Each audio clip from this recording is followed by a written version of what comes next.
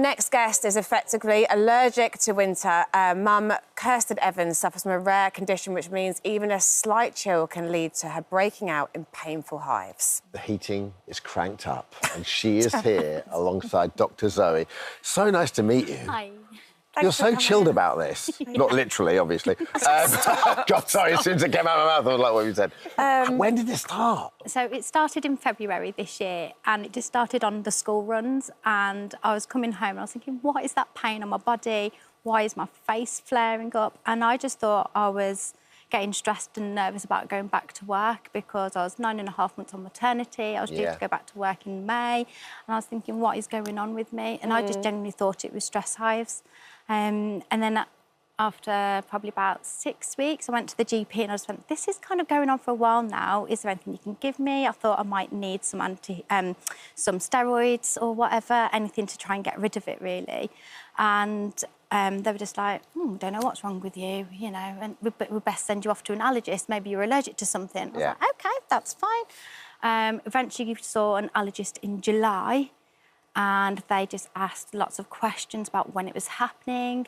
And they just said, so it's only when you're outside and you're cold. And I went, oh, or in the shopping aisle, like picking up some milk, or in the freezer aisles, anywhere that's cold, under aircon, I'll get prickly hives. And it is really painful because it feels like your body is on fire, especially when like that one picture that just showed up then, that was head to toe. And it does feel like your skin is on fire, and it's not particularly... Did it start, like, in your extremities and your fingers and your toes? It was just always my face and my neck at first, and sometimes on my stomach.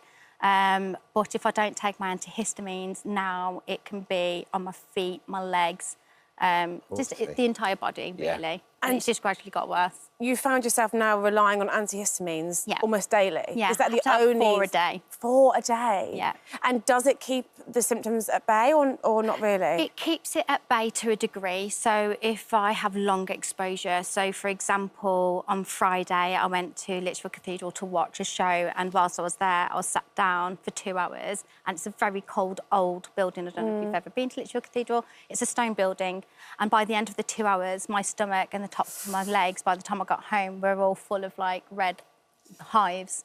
So it didn't happen from head to toe, so it does keep it at bay to a degree, but it doesn't completely stop it. Does this give you quite a lot of anxiety about when you're going out to do something like that? This should be enjoyable. Am I going to have a breakout? Yeah, and even on that day, I had, like, a thick fur coat on. I had fleece-lined, like, all of this is fleece-lined. Like, I don't go anywhere without something that's fleece-lined on my body or extra warm clothes. And it makes it difficult because, obviously, when I go out, I have to dress for, like, being really warm.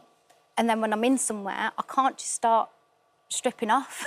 Yeah. So I'm, like, sweating indoors, and then outdoors I'm just surviving. Well, that's it. You and your husband and the kids have got to move to the Maldives. I'm sorry. Oh, that'd be amazing. All there is to it. You want to fund that? Yeah, exactly. Well, let's find writing out. the prescription Let's find out from the doctor right now. Must move to a warmer What is climate. Kirsten's condition? What do we know about it? So it's called urticaria. So urticaria is a skin's reaction to the body releasing histamine. And most of us will be familiar with a nettle sting. Touch a nettle, you get an urticarial reaction. So you get that stinging, burning, and wheals on the skin.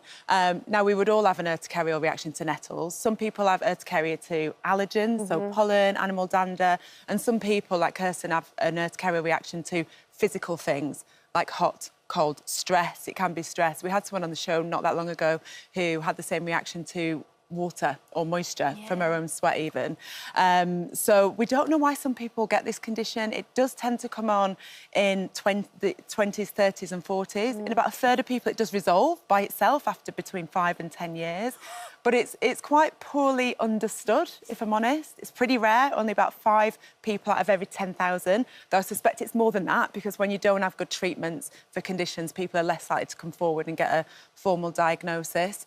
And I can only imagine it's really, you know, it limits what you can and can't do, particularly going swimming with your children and things like that. And actually, that reminds me, I went swimming with a friend and her children during the summer. We just went to a local swimming baths, and I remember going in and I had it all on my neck and my back, and I just felt disgusting because obviously you're wearing a swimming costume and everybody can see your body, and it's just not a nice thing to have. And you had a flare-up when you were in Cyprus, didn't you, as well? Yeah, which was really bizarre. My husband and I were just having a cheeky cocktail in this beach bar, and we were in the shade, and then this brisk bit of wind came over my legs, and I ended up with little red pinpoints, so it didn't go out into hives. It looked like burst blood vessels, so that's the other reaction that I get, and that stings a lot as well. Is it autoimmune?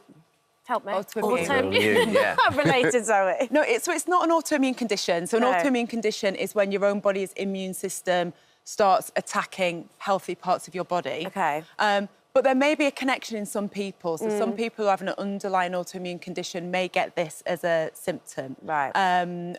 In most people, there's no actual cause is ever found, and then managing it is quite tricky to manage, you know. So antihistamines are the mainstay of treatment, and people with urticaria can have up to 4 times the dose that most of us might have for hay fever or whatever. There are lots of drugs in clinical trials. You know, there is hope for the future. And there is a drug called, it's called a monoclonal antibody, so it targets part of the immune system that is responsible for this reaction, called omalizumab. So for people who have very severe reactions, because for some people, like Kirsten, it affects mostly the skin. For some people, the layer under the skin, they get something called angioedema, and people can even get anaphylaxis. So for some people, this option of a monoclonal antibody. So are you carrying an EpiPen, Kirsten? So I do have to have an EpiPen, yeah. Is that just to protect in case it went anaphylactic and then you've got it? Yeah, and then also, like my allergist said to me, she says, you need to have this is when you're going on holiday somewhere, so anywhere if you're going to be near any bodies of water, which is cold. She says, because the last thing you want is to fall out of a boat or, you know, which is, or even just jump into the sea and have fun with think your about kids. things like that is so anything that you just annoying, want to have fun with your children could cause an adverse reaction to it. So obviously I'll try and manage it with antihistamines, so I'll take the 4 antihistamines before I go anywhere near water. But next year we'll be testing it out, but hopefully it'll be warm in France. Yes. But so if you take the antihistamine, does that negate the problem, or does that, like, so can you do those things if you take an antihistamine? I don't know. Yeah. I'll be honest, I don't know. And also, like, realistically, like Friday, I had my 4 antihistamines and I still flared up towards the end of the afternoon after being in that church for 2 hours. So it's long exposure for me. And so short exposure, it seems to work OK, but long exposure, I don't think it's but your really body feels effective. exhausted by this, right? I get exhausted by it. Yeah. What? And 4 antihistamines, is that OK?